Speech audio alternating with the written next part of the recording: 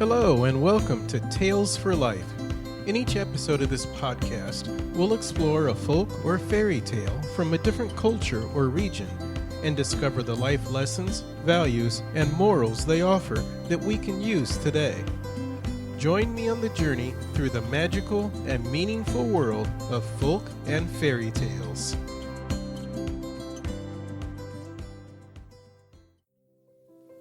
Welcome to the 25th episode of the Tales for Life podcast. It's been a fun road to get here. If this is not your first show, thanks for coming back. If this is your first show, welcome aboard. And in the spirit of reciprocating, I've titled this episode, You Gotta Give to Get. We all understand the concept of giving and getting. You give a store clerk some money and you get your goods or service. You give time to your work, and you get a check. It's a pretty simple and straightforward concept. Where we sometimes trip ourselves up is when we forget that this same concept applies to everything in life. Everything. You want to get a chance to win the lottery? Give your money for a ticket. You want to get into a good relationship with someone? Give yourself to that person. Whatever it is you want to get, you're going to have to give first. And if you don't give, well, you're not going to get. If you give nothing, you get nothing. Even if you're doing all the right things otherwise. And what's worse, your lack of giving can come back to bite you. That is, when you have the chance to give and don't, you create a negative balance. And just like a debt collector, one day life will come calling. Folk tales aren't all happily ever after endings, and sometimes with good reason. We need to be reminded in sometimes dramatic fashion of ideas and principles that we should not forget. This is one of them, and the tale that goes along with it is a famous one from Spain titled simply Medio Pollito, or Half Chick.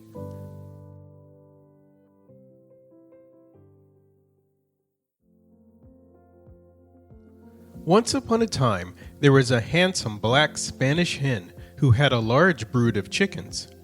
They were all fine, plump little birds, except the youngest, who was quite unlike his brothers and sisters. Indeed, he was such a strange, queer-looking creature that when he first chipped his shell, his mother could scarcely believe her eyes. He was so different from the 12 other fluffy, downy, soft little chicks who nestled under her wings. This one looked just as if he had been cut in two. He had only one leg and one wing and one eye, and he had half a head and half a beak. His mother shook her head sadly as she looked at him and said, "My youngest born is only a half chick. He can never grow up a tall, handsome cock like his brothers. They will go out into the world and rule over poultry yards of their own, but this poor little fellow will always have to stay at home with his mother." And she called him Medio Pollito, which is Spanish for half-chick. Now, though Medio Pollito was such an odd, helpless-looking little thing, his mother soon found that he was not at all willing to remain under her wing and protection. Indeed, in character, he was as unlike his brothers and sisters as he was in appearance. They were good, obedient chickens, and when the old hen chirped after them, they chirped and ran back to her side. But Medio Pollito had a roving spirit in spite of his one leg, and when his mother called to him to return to the coop, he pretended that he could not hear because he had only one ear. When she took the whole family out for a walk in the fields, Medio Pollito would hop away by himself and hide among the corn. Many an anxious minute his brothers and sisters had looking for him, while his mother ran to and fro cackling in fear and dismay. As he grew older, he became more self-willed and disobedient, and his manner to his mother was often very rude, and his temper to the other chickens very disagreeable. One day he had been out for a longer expedition than usual in the fields. On his return, he strutted up to his mother with the peculiar little hop and kick which was his way of walking, and cocking his one eye at her in a very bold way, he said, "Mother, I am tired of this life in a dull farmyard, with nothing but a dreary cornfield to look at. I am off to Madrid to see the king." "To Madrid, mi dio pollito?" exclaimed his mother. "Why, you silly chick, it would be a long journey for a grown-up cock, and a poor little thing like you would be tired out before you had gone half the distance. No, no, stay at home with your mother, and someday, when you are bigger, we will go on a little journey together." But Medio Pollito had made up his mind, and he would not listen to his mother's advice, nor to the prayers and entreaties of his brothers and sisters. "What is the use of our all crowding each other up in this poky little place?" he said. "When I have a fine courtyard of my own at the king's palace, I shall perhaps ask some of you to come and pay me a short visit." And scarcely waiting to say goodbye to his family, away he stumped down the high road that led to Madrid. "Be sure that you are kind and civil to everyone you meet," called his mother, running after him. But he was in such a hurry to be off that he did not wait to answer her or even to look back. A little later in the day, as he was taking a shortcut through a field, he passed a stream. Now the stream was all choked up and overgrown with weeds and water plants, so that its waters could not flow freely. "Oh, mi dio pollito," it cried as the half-chick hopped along its banks. "Do come and help me by clearing away these weeds."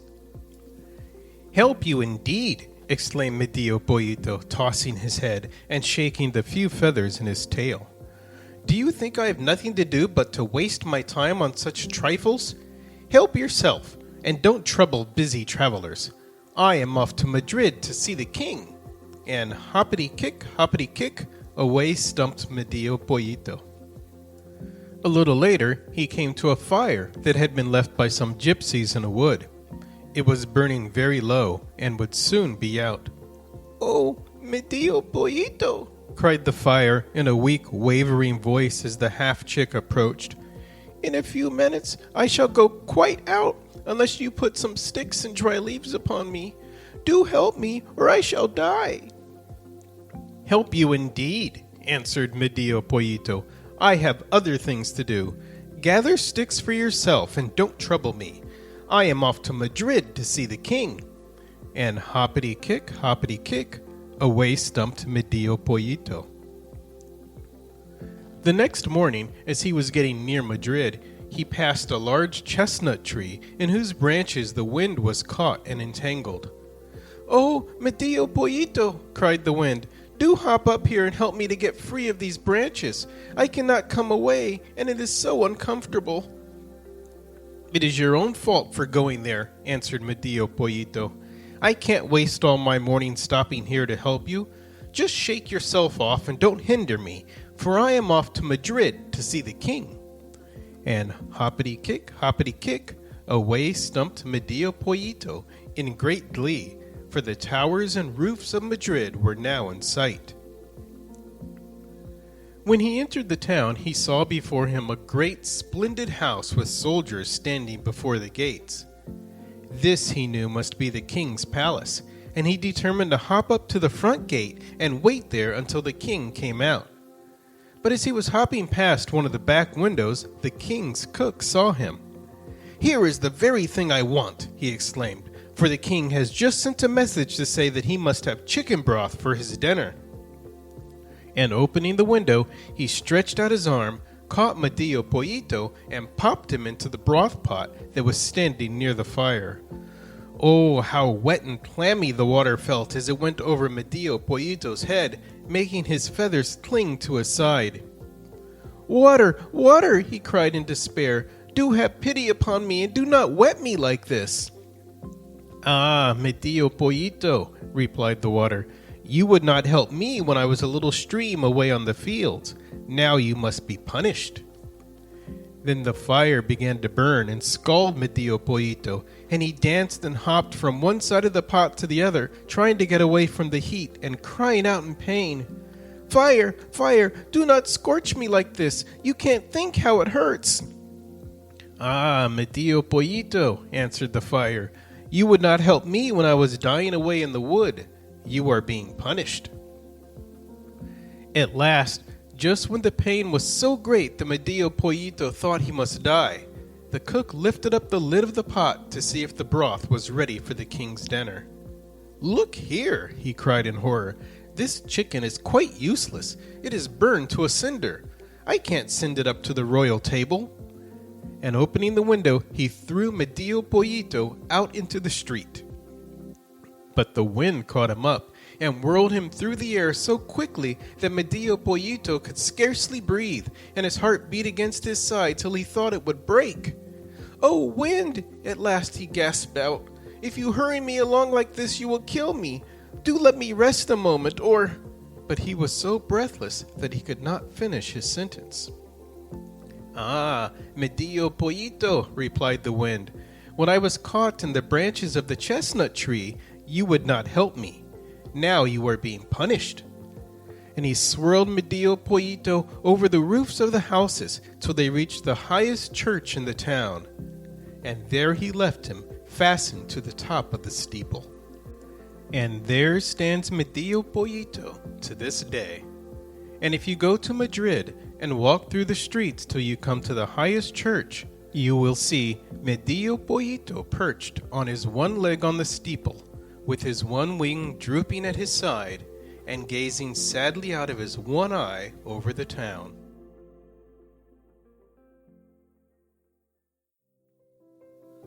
It's something of a sad tale, but a cautionary one that we would do well to keep in mind. And the point of the tale is pretty clear. But I do want to take just a quick minute here to point out a couple areas of emphasis. First, what our little half-chick was asked to give with each of his tests was not something incredible or difficult. Unclogging a stream, adding a couple sticks to a fire, or untangling the wind from branches, presumably by shaking the branches or something similar, were all things even a half a chicken could do. His refusal to help was a denial of the needs of others, as well as a refusal to donate his time. And yes, time is our most precious commodity, which is why giving it is so valuable. And that is why the gift of time is also one of the best things you can give in order to get. Second, and perhaps just as crucial here, is that Medio Pollito has a lot of characteristics that would otherwise make him someone to root for. He's bold, brave, daring, and believes he can achieve the best for himself. And all of those are great traits. However, it also comes back around to his trying to get without giving. And that just doesn't work. The beauty of this story is not just the tale itself, but that we can be reminded of it anytime we look up at a weather vane and see that half-chick blowing in the breeze. We all want to get, but we all need to give first.